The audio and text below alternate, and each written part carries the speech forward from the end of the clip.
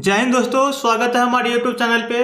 दोस्तों आपके लिए बिहार दरोगा का नया प्रैक्टिस सेट लेके आए हुए हैं, वो भी यूथ पब्लिकेशन का। बहुत ही बढ़िया सेट है ये और आशा करते हैं आप लोग सेट को जरूर लगाइएगा, पूरा देखिएगा, क्योंकि ये यूथ पब्लिकेशन वाले हैं ना, बहुत अच्छे क्वेश्चन का अरेंजमेंट किए हुए हैं। करेंट अफेयर से लेकर मैथ रीजनिंग थोड़ा बहुत देता है, हिंदी इंग्लिश सब जो भी दरोगा का सिलेबस अकॉर्डिंग है सब सेट किया हुआ है।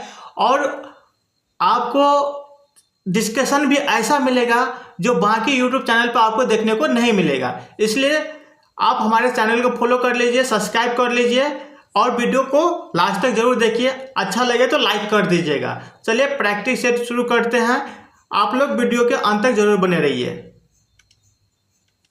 दोस्तों इसमें इस नया बुक जो आया है यूथ पब्लिकेशन का, इसमें 12 सेट दिया हुआ है और मैं आपको यूट्यूब पर ये 12 सेट का डिस्कशन कराऊंगा, वो भी मस्त तरीके से आपका डिस्कशन मिलेगा। ठीक है, तो चैनल को जरूर सब्सक्राइब करके रख लीजिएगा, जिससे आपको। दोस्तों पहला क्वेश्चन है, प्रागैतिहासिक काल के पहले युग को क्या कहा जाता है? प्रागैतिहासिक काल के पहले युग, आपको पता है कि प्रागैतिहासिक काल 3 भागों में बटा हुआ है। पहला है पुरापाषाण काल, ठीक है, पुरापाषाण काल। दूसरा है मध्यपाषाण काल और तीसरा है नवपाषाण काल। तो आपको पूछ रहा है पहले युग, इसका मतलब है कि पहले जो था उसी पूछ रहा है, यानी कि इसका आंसर हो जाएगा पुरापाषाण काल। Option D is correct answer हो जाएगा। चलिए सेकेंड क्वेश्चन देखते हैं। दूसरा क्वेश्चन देखिए, जैनियों द्वारा अपने पवित्र ग्रंथ के लिए सामूहिक रूप से किस शब्द का प्रयोग किया जाता था? तो जैनियों के द्वारा जो पवित्र ग्रंथ होता था उनको सामूहिक रूप से आगमन कहा जाता था। क्या कहा जाता था? आगमन, ठीक है। लेकिन ऑप्शन में नहीं है आगमन, तो यहाँ पे आगमन में ही भाग होता है अंग, तो इसका आंसर अंग हो जाएगा। ठीक है दोस्तों, आप सभी को पता है जैन धर्म का संस्थापक। देख लेते हैं अगला क्वेश्चन है, अशोक का जौगढ़ शिलालेख किस राज्य में अवस्थित है? अशोक का जौगढ़ शिलालेख किस राज्य में अवस्थित है? इसका आंसर हो जाएगा उड़ीसा। दोस्तों अशोक का जौगढ़ शिलालेख उड़ीसा के गंजाम जिले में अवस्थित है। और ये इसमें अशोक कलिंग जो प्रजा थे उसको पुत्र के समान व्यवहार करने के लिए बात कही गई है। अशोक के द्वारा जौगढ़ शिलालेख में कलिंग के जनता के बारे में पुत्र के जैसा व्यवहार करने की बात कही गई है। चलिए इसका आंसर उड़ीसा हो जाएगा। जौगढ़ अभिलेख कहाँ है? उड़ीसा। अगला क्वेश्चन देखते हैं। अगला क्वेश्चन देखिए, बादामी चालुक्यों के बादामी जाने से पहले उसकी राजधानी क्या थी? बादामी जाने से पहले उसकी राजधानी ऐहोल थी। क्या था? ऐहोल, ठीक है ना।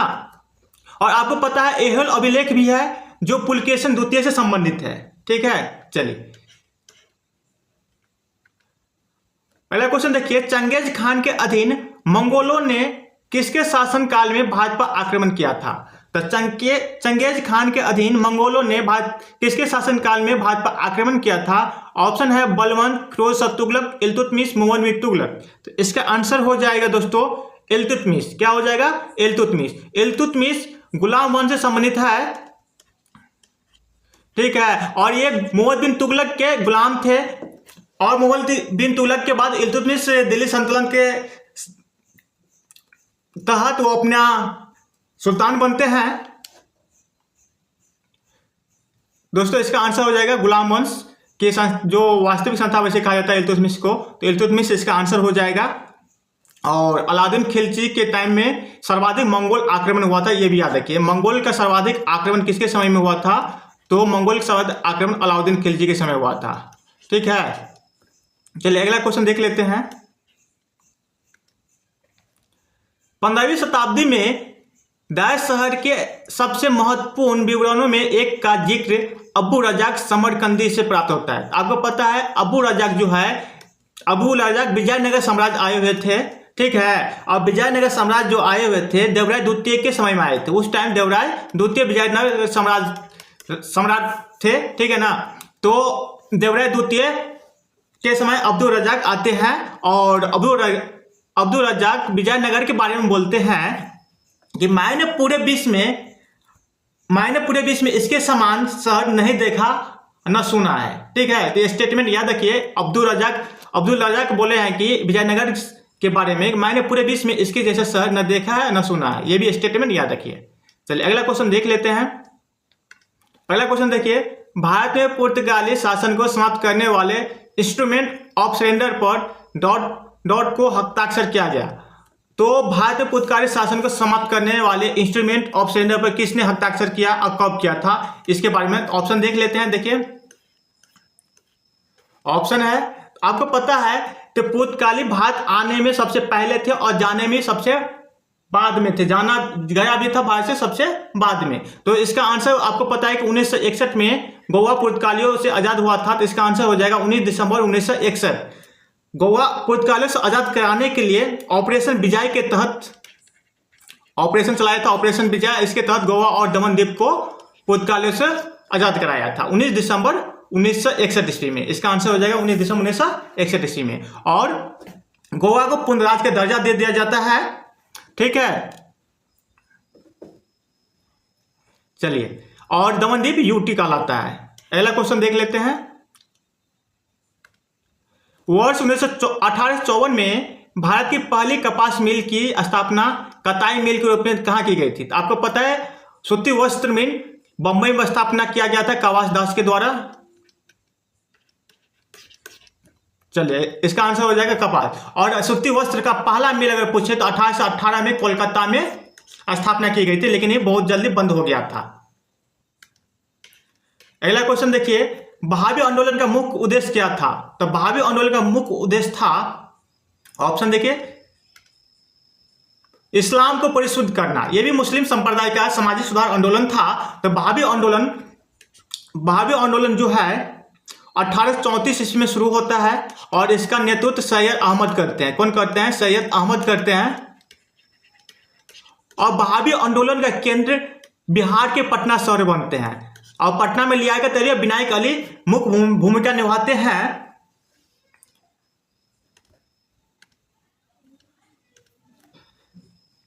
चलिए अगला क्वेश्चन देख लेते हैं। अगला क्वेश्चन है, कोई सत्याग्रही अहिंसा द्वारा विजय प्राप्त कर सकता है? तो इसका आंसर हो जाएगा अत्याचारियों के अंतरात्मा को प्रभावित करते हुए। आंसर सी इसका आंसर हो जाएगा। चलिए अगला क्वेश्चन देख लेते हैं। अगला क्वेश्चन है, भारत के सबसे पश्चिमी बिंदु का नाम बताए। तो भारत के सबसे पश्चिमी बिंदु का नाम है गौर माता, जो सरकिर गुजरात में अवस्थित है। सरकिर गुजरात में अवस्थित है। ठीक है, आप सभी को पता है कि भारत जो है ना उत्तरी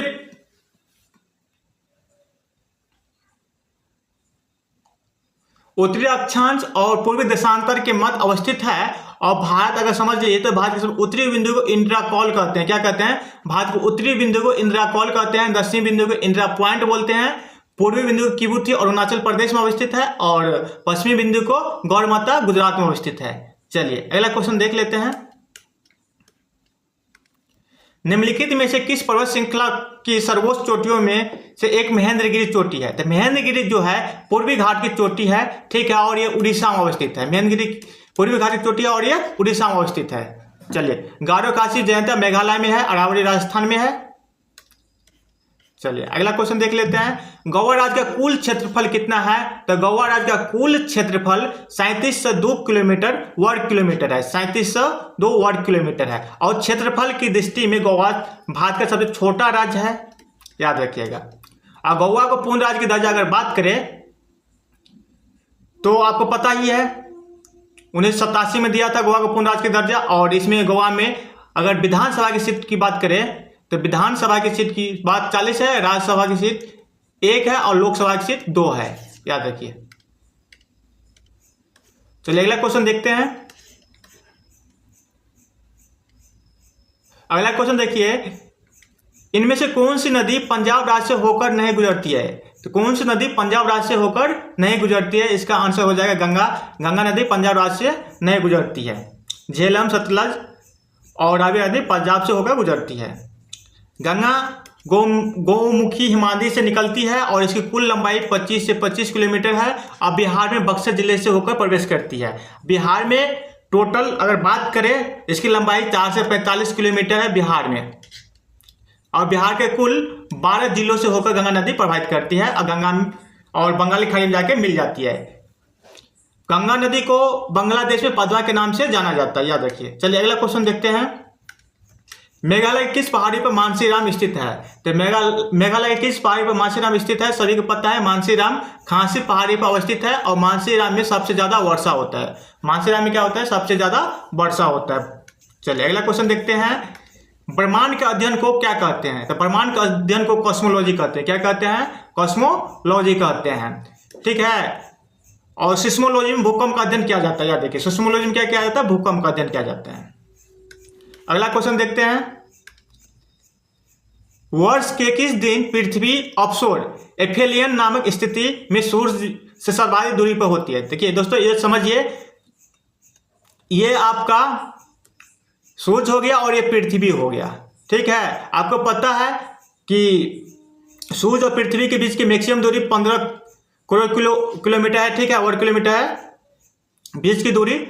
जब ये सबसे पृथ्वी जब अपना चक्कर लगाते हैं, सूर्य का चक्कर लगाते सबसे नजदीक में चला जाता है, तो नदी की दूरी को उपसौर बोलते हैं, उपसौर।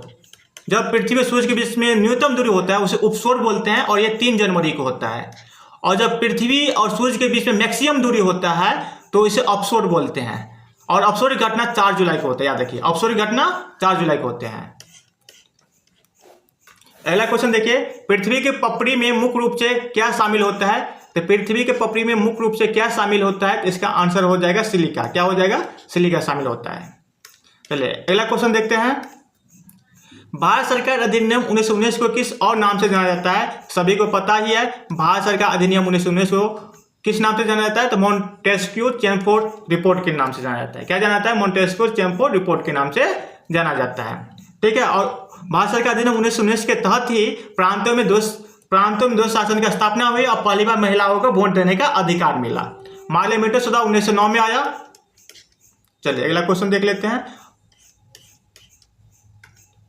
निम्न में से कौन से विषय संघ सूची के भाग है? तो बैंकिंग, कृषि, पुलिस, सार्वजनिक सेवा। इसमें जो बैंकिंग सिस्टम है ये संघ सूची के भाग है, और कृषि, पुलिस, सार्वजनिक एक राज्य सूची के भाग है।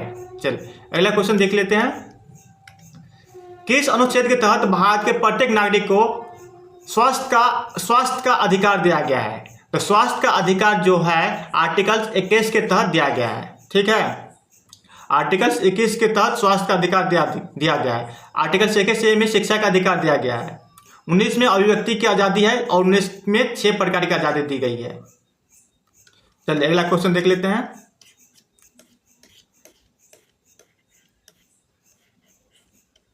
अगला क्वेश्चन देखिए।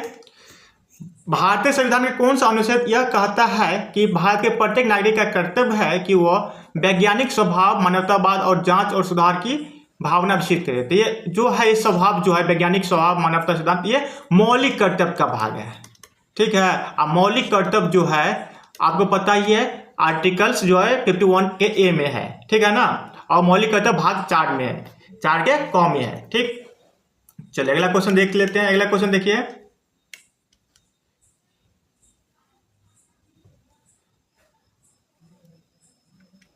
अगला क्वेश्चन देखिए। निम्न में से कौन भारत के राष्ट्रपति के चुनाव में भाग लेता है? तो आपको पता है, भारत के जो राष्ट्रपति के चुनाव में भाग लेता है, सांसद और राज्यों की विधानसभा दोनों के सदस्यों के निर्वाचित सदस्य। ये देखिए, संसद के दोनों सदनों के निर्वाचित और मनोनीत सदस्य, या देखिए यहाँ केवल जो है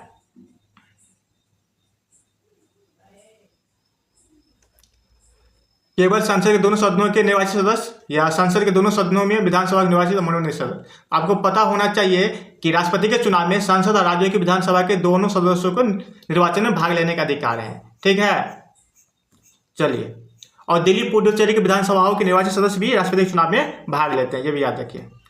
अगला क्वेश्चन देखिए। अगला क्वेश्चन है, राज्यसभा अध्यक्ष रूप में निम्नलिखित किसका उल्लेख करता है? तो राज्यसभा अध्यक्ष रूप में किसका उल्लेख करता है? तो इसका आंसर हो जाएगा, राज्यसभा अध्यक्ष रूप में निम्नलिखित किसका उल्लेख किया जाता है? तो राज्यसभा का उल्लेख जो है ये उपसभापति के रूप में किया जाता है, उपराष्ट्रपति के रूप में किया जाता है। आपको पता है, उपराष्ट्रपति भारत का पद जो राज्यसभा होता है उसके अध्यक्ष होते हैं, सभापति होते हैं। अगला क्वेश्चन देखिए, राज्यपाल की नियुक्ति कौन करता है? तो राज्यपाल की नियुक्ति राष्ट्रपति करते हैं, वो 5 वर्ष के लिए करते हैं। ऐसे बोला जाता है राष्ट्रपति के पश्चात परिवर्तन तक राज्यपाल काम करते हैं। निम्न में से कौन द्विसदनात्मक विधायिका वाला प्रांत नहीं है? तो आपको पता है द्विसदनात्मक विधायिका जो प्रांत है 6 राज्यों में है, और 6 राज्य जो है बिहार है, यूपी है, कर्नाटक है, तेलंगाना है और महाराष्ट्र है। ये 6 राज्य है, ठीक है। आंध्र प्रदेश भी है, 6 राज्य है। तो ये ऑप्शन के मुताबिक देख लीजिए, यहाँ पे बिहार है, कर्नाटक है, ठीक है। तो इसका आंसर देखिए नहीं है, तो गुजरात असम इसका आंसर हो जाएगा, ठीक है। चलिए पहला क्वेश्चन देख लेते हैं। निम्न में कौन से राज्य 1987 में भारतीय संघ के 23वें, 24वें, 25वें राज्य के रूप में अस्तित्व में आया था? ठीक है, देखिए तो 25वें जो राज्य थे वो आपको पहले बता देते, गोवा राज्य 25वें राज्य बना था 1987 में, और मिजोरम जो है 23वें राज्य है, और अरुणाचल प्रदेश जो है 24वें राज्य के रूप में अस्तित्व में आया हुआ था, ठीक है ना। अरुणाचल प्रदेश 24वें राज्य, इसका आंसर हो जाएगा मिजोरम, अरुणाचल प्रदेश और Goa. Option B is correct answer. अगला क्वेश्चन देखिए, किस प्रकार के शासन में शासकों का चुनाव लोग करते हैं? किस प्रकार के शासन में शासकों का चुनाव लोग करते हैं? तो आपको पता है लोकतंत्र में, इसका आंसर बी हो जाए। अगला क्वेश्चन देखिए, केंद्र राज्य संबंधों से संबंधित मुद्दों की जांच के लिए केंद्र सरकार ने किस आयोग की नियुक्ति की थी? तो केंद्र सरकार केंद्र राज्य संबंधों की जांच करने के लिए सरकारी आयोग की नियुक्ति की थी, सरकारी आयोग। अगला क्वेश्चन देखिए, 6 से 14 साल के बच्चों को शिक्षा का मौलिक अधिकार प्रदान करने वाले मुफ्त और अनिवार्य शिक्षा का अधिकार आरटीई अधिनियम को किस वर्ष स्वीकृति मिले थे? तो स्वीकृति किस वर्ष मिले थे? आपको पता है 2009 में मिला हुआ था, और लागू जो है अप्रैल 2010 से पूरा भारत में लागू हो गया था। पहला क्वेश्चन देखते हैं, भारतीय राजनीतिक पार्टी सीपीआईएम का पूरा नाम क्या है? तो सीपीआईएम क्या होता है? देखिए, communist party of India Marxist party, इसका आंसर हो जाएगा, ठीक है। और इसकी स्थापना की बात करें, इसकी स्थापना 7 नवंबर 1964 को होता है, और इसके चिन्ह जो है हंस या हथौड़ा है। कम्युनिस्ट पार्टी का चिन्ह क्या है? चुनाव चिन्ह हत्या और हथौड़ा है। अगला क्वेश्चन देखते हैं। अगला क्वेश्चन देखिए, निम्न में से चीन का राष्ट्रीय पक्षी कौन है? तो चीन का राष्ट्रीय पक्षी कौन है?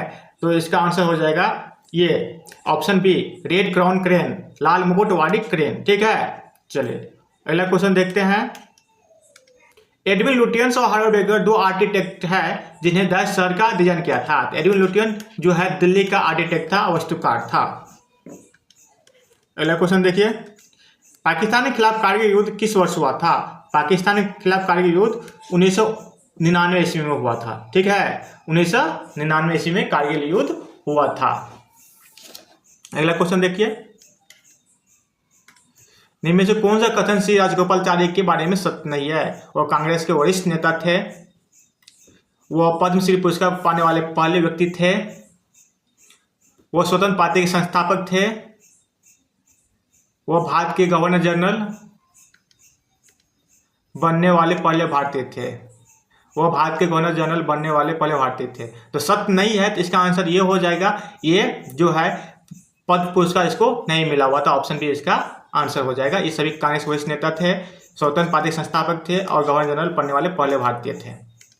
अगला क्वेश्चन देखिए, अपनी स्वतंत्रता के पहले बांग्लादेश का हिस्सा, ये पाकिस्तान के हिस्सा थे, ठीक है ना। बांग्लादेश पहले पूर्वी पाकिस्तान कहलाता था, और इसकी आज़ादी जो 16 दिसंबर 1971 ईस्वी को मिलता है, ठीक है। बांग्लादेश आज़ाद होते हैं 16 दिसंबर 1971 ईस्वी को। अगला क्वेश्चन देखिए, खुला बाजार कार्यवाही से क्या तात्पर्य है? तो खुला बाजार कार्यवाही से तात्पर्य है भारतीय रिजर्व बैंक द्वारा सरकारी प्रतिभूतियों की खरीद और बिक्री, ठीक है। ऑप्शन इसका सी हो जाएगा सही। अगला क्वेश्चन देखते हैं, जनगणना 2011 के अनुसार केरल के बाद किस राज्य की साक्षरता दर अधिकतम है? तो जनगणना 2011 के बाद केरल के बाद सबसे अधिक साक्षरता वाले जो राज्य है, ये राज्य हो जाएगा मिजोरम। कौन हो जाएगा? मिजोरम। लेकिन अगर आप देखिए तत्काल ट्रेंड के हिसाब से, तो मिजोरम पूर्ण साक्षर राज्य बना हुआ है, ठीक है ना। मिजोरम पूर्ण साक्षर राज्य बना हुआ है, पहला प्रथम साक्षर राज्य बनने वाला मिजोरम ही है। अगला क्वेश्चन चलिए, भारत में राष्ट्रीय खाद्य सुरक्षा अधिनियम निम्न में से किस वर्ष अधिनियमित किया गया था? तो खाद्य सुरक्षा अधिनियम 2013 में आया हुआ था, ये सभी को पता है, 2013। अगला क्वेश्चन देखिए, भारत में प्रथम पंचवर्षीय योजना की शुरुआत कब हुई थी? तो प्रथम पंचवर्षीय योजना 1951 से 1956 तक था, तो ऑप्शन इसका डी करेक्ट हो जाएगा। अगला क्वेश्चन देखते हैं, अगला क्वेश्चन देखिए, एम बीमारू में एम किस राज्य को दर्शाता है? तो आपको इसी नाम में आपका सभी नाम छुपा हुआ है। तो बी आई से बिहार हो गया, एम ए से मध्य प्रदेश, आर से राजस्थान, यू से उड़ीसा। एम का मतलब हो गया मध्य प्रदेश, यहाँ पे मध्य प्रदेश इसका आंसर हो जाएगा। चलिए अगला क्वेश्चन देखते हैं, भारतीय रिजर्व बैंक की स्थापना 1 अप्रैल 1935 को निम्न प्रावधान के अनुसार हुआ था। तो आपको पता है आरबीआई एक्ट 1934 के तहत हुआ था इसकी स्थापना, ठीक है। और इसका राष्ट्रीयकरण 1949 में होता है आरबीआई का राष्ट्रीयकरण। अगला क्वेश्चन देखिए, आयात पर कर निम्नलिखित में किसका उदाहरण है? तो आयात पर जो कर लगाया जाता है किसका उदाहरण है? ये हो जाएगा व्यापार अवरोध का, व्यापार अवरोध का। अगला क्वेश्चन देखते हैं, ध्वनि की तीव्रता मापने के लिए इकाई को पहचाने। तो ध्वनि की तीव्रता डेसिबल में मापा जाता है, किसमें मापा जाता है? डेसिबल में। कैंडेला ज्योति तीव्रता क्या है? एम्पियर विद्युत धारा का है, और नॉटिकल मील जो है समुद्र की है। अगला क्वेश्चन देखिए, 1 पाउंड कितने औंस के बराबर होता है? तो आप सभी को पता है 1 पाउंड जो है 16 औंस के बराबर होता है। अगला क्वेश्चन देखिए, निम्नलिखित में भौतिक मात्राओं में कौन सी एक अदिश राशि है? तो भौतिक में सबसे अदिश राशि जो है यंग मापांक है, अदिश राशि। ऑप्शन सी सही हो जाएगा। अगला क्वेश्चन देखिए, लोलक द्वारा एक दोलन पूरा करने में लिए गए समय को क्या कहते हैं? तो लोलक द्वारा एक दोलन पूरा करने में लिए गए समय को क्या कहते हैं? आवर्तकाल कहते हैं। क्या कहते हैं? आवर्तकाल कहते हैं। अगला क्वेश्चन देखते हैं, एक ताजे अंडे को नमक के पानी में डालने पे क्या होगा?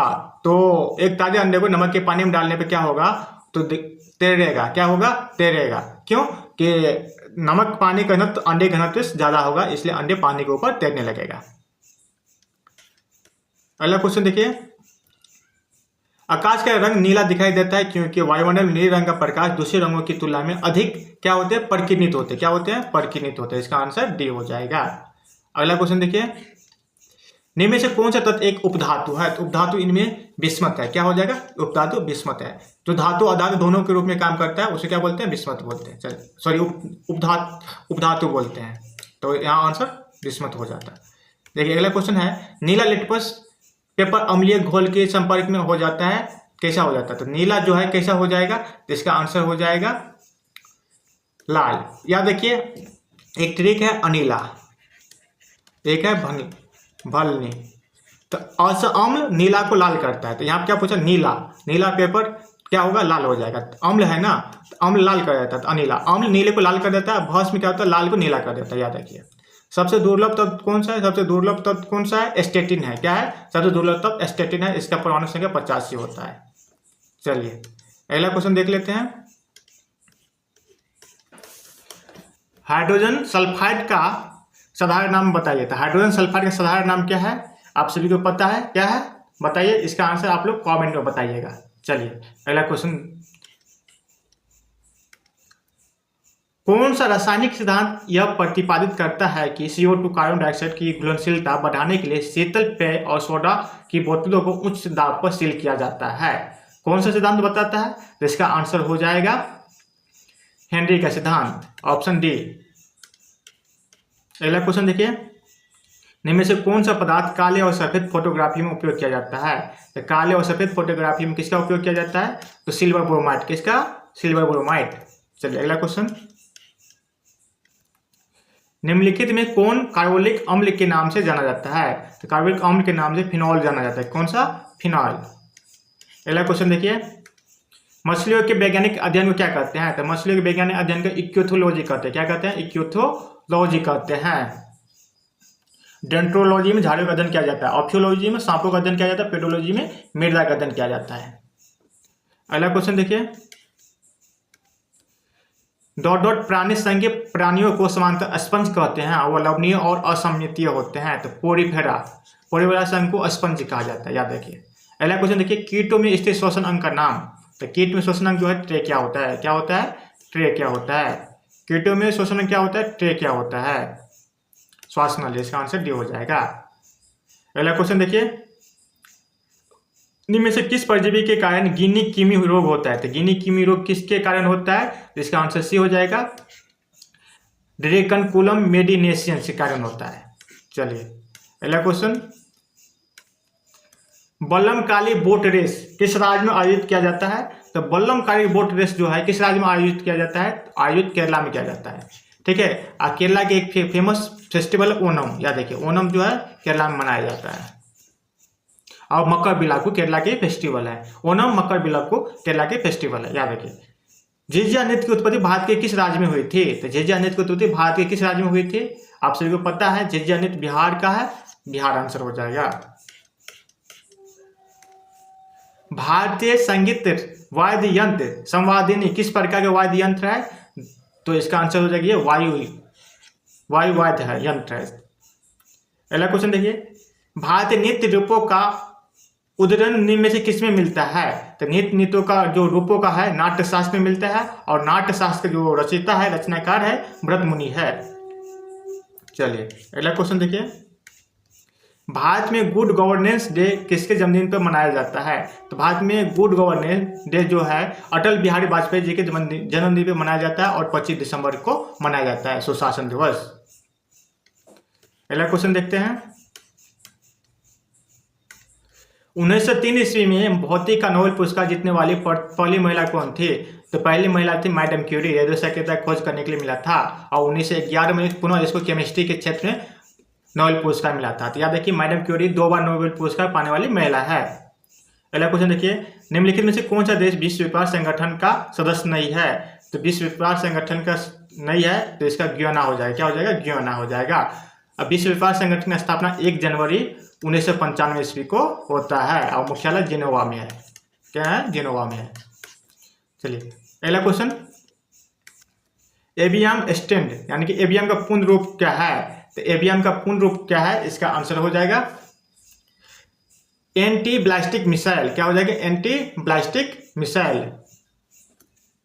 अगला क्वेश्चन चलते हैं, सूक्ष्म वन अनुसंधान संस्थान कहाँ स्थित है? तो सूक्ष्म वन अनुसंधान संस्थान जोधपुर में स्थित है। कहाँ है? जोधपुर। अगर डायरेक्ट आपसे पूछो वन अनुसंधान कहाँ है? देहरादून में। कहाँ है? देहरादून में। सूक्ष्म पूछा तो आपको हो गया जोधपुर। अगर शीतोष्ण पूछता तो शिमला में हो जाते, याद रखिए।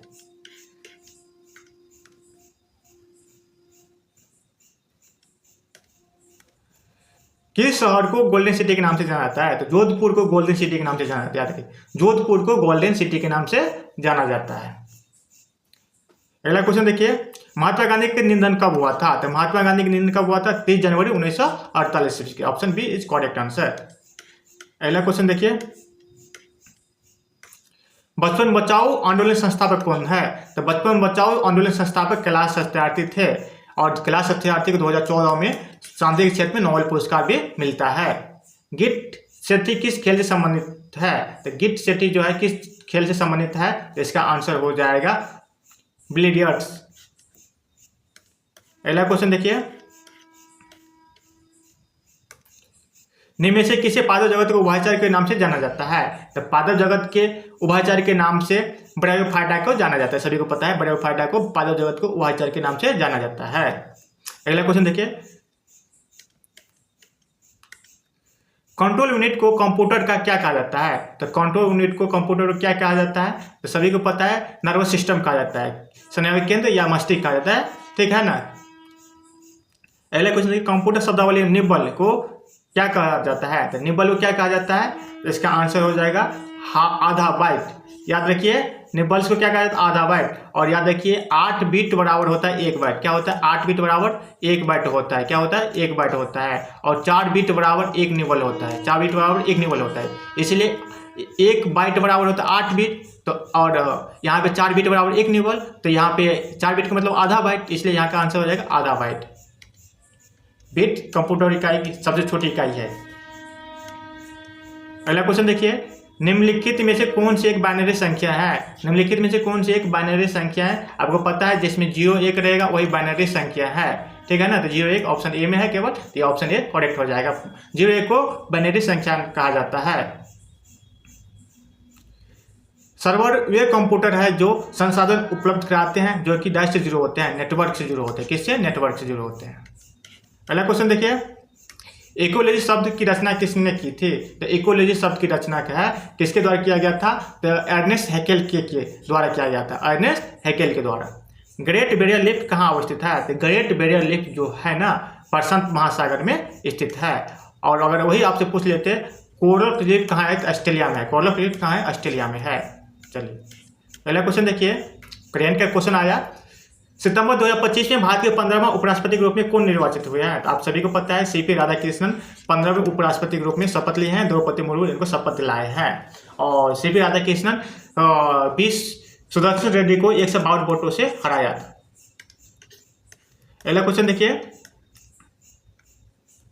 विश्व आर्द्र भूमि दिवस जो 2 फरवरी को मनाया जाता है, 2025 की थीम क्या है? तो विश्व आर्द्र भूमि दिवस 2 फरवरी को मनाया जाता है। तो इसका थीम 2025 में पूछा है, तो इसका थीम है protecting wetland for our common future. ठीक है। और प्रत्येक साल 2 फरवरी को वेटलैंड दिवस को, आर्द्र भूमि दिवस को मनाया जाता है। 2 फरवरी 1972 को ईरान के शहर रामसर में आर्द्र भूमि सम्मेलन हुआ था, इसीलिए 2 फरवरी को आर्द्र भूमि दिवस मनाया जाता है। ठीक है। चलिए, अब भारत में टोटल आर्द्र भूमि 93 हो गया है। बिहार में भी हाल ही में मिला है 2। ठीक है ना।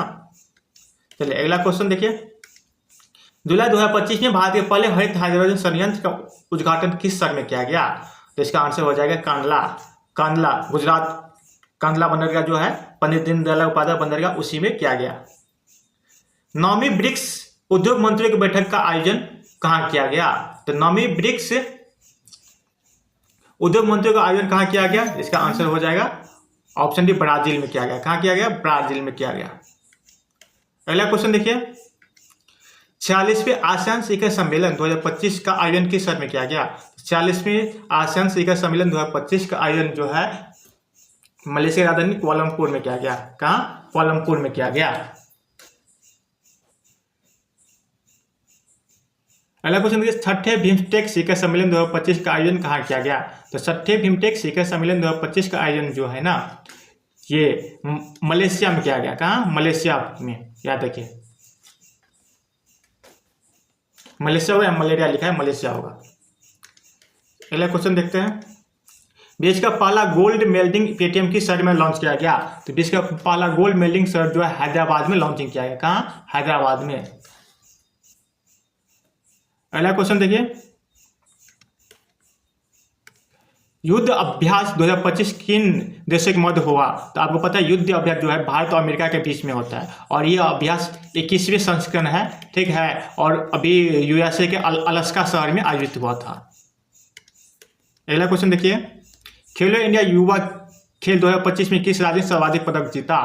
तो खेलो इंडिया युवा खेल में सबसे ज्यादा महाराष्ट्र जो है सर्वाधिक पदक जीता और नंबर 1 पे आया। इंदिरा गांधी शांति निःशस्त्रीकरण विकास पुरस्कार 2024 में किसे प्रदान किया गया? तो यह आंसर हो जाएगा ऑप्शन सी, मिशेल बैचलेट को इंदिरा गांधी शांति निष्क्रिय पुरस्कार दिया गया।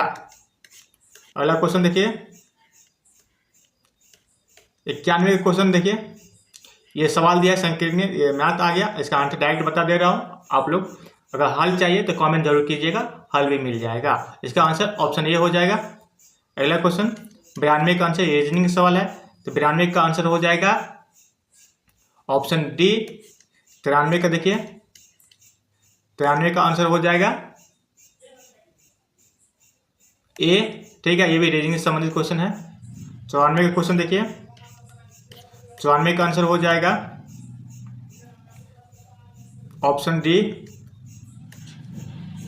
चलिए 95 का देखिए, 95 का भी रीजनिंग का सवाल है, तो 95 का आंसर हो जाएगा 97 ऑप्शन बी। 96 का आंसर हो जाएगा 23।